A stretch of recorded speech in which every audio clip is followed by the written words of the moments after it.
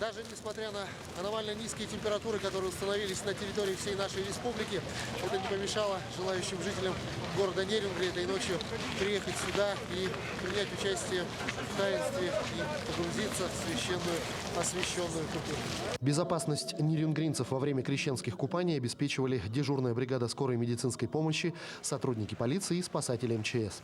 Кроме того, на месте были разбиты теплые палатки, в которых участники купаний могли переодеться и согреться в случае необходимости.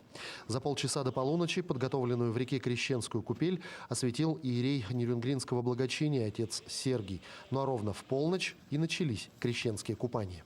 Когда Господь пришел на Иордан, куда приходили люди каяться в своих прегрешениях, Господь безгрешный зашел в воду Иордана, чтобы осветить и очистить воду от людской скверны. И мы каждый год вспоминаем это событие и освещаем водоемы, очищая их и освещая.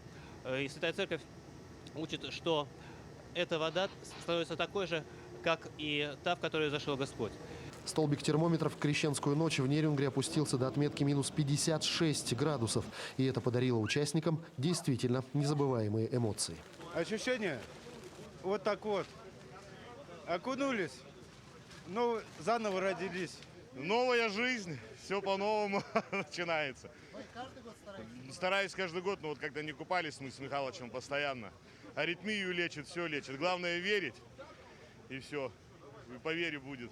Ну, это наш священный праздник. Видите, люди идут и купаются. Какой бы мороз не был, а сейчас минус 56 вроде бы, да? Уже лет 15 окунаюсь, и с каждым годом все лучше и лучше. Так что дай Бог всех с праздником, всем здоровья.